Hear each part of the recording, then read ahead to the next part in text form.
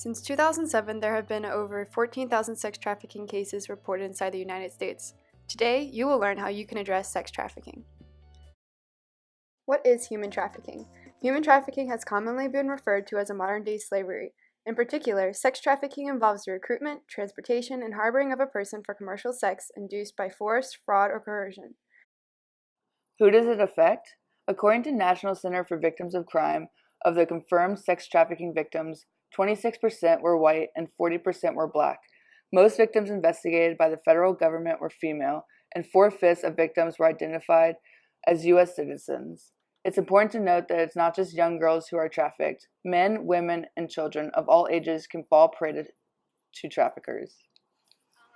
I had a family member who used to tell me stories when I was a kid of how she traveled across the country. And as I grew up, those stories kept on getting darker until I found out that when she was 13, when she ran away, she was picked up by a pimp, promised her food and a home. And she was in that for 2 years, and it really affected her for the rest of her life.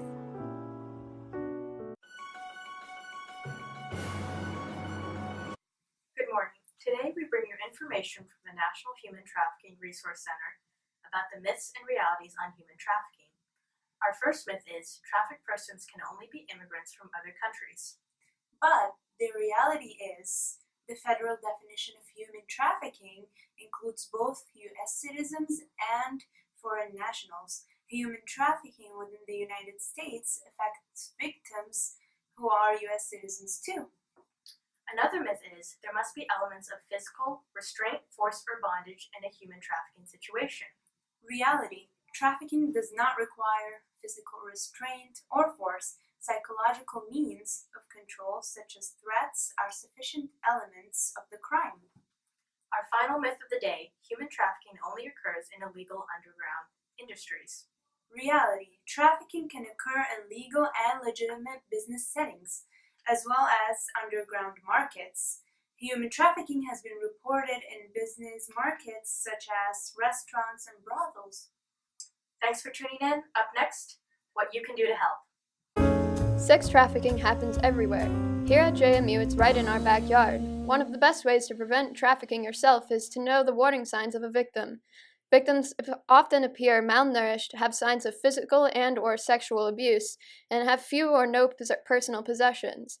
If you believe someone exhibiting these signs is a victim of sex trafficking, you should call 911 and the National Human Trafficking Resource Center hotline.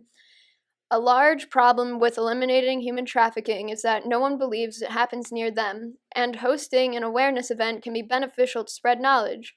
Another way to help is to join and donate to organizations such as Design for Justice and Not for Sale. These organizations provide support and financial aid for victims of sex trafficking. Here, your contributions go directly towards changing a life affected by trafficking. If you are a small business owner, providing jobs and training to survivors can help integrate them back into society.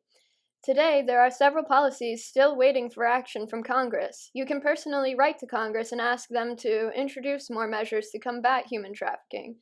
One in particular is the Runaway and Homeless Youth and Trafficking Prevention Act. It aims to invest in services that prevent the runaway and homeless youth from being sex trafficked before it occurs. If we as the human race can be proactive about the human trafficking problem, we can rid this world of a heinous human rights violation, and no one will have to suffer this fate again.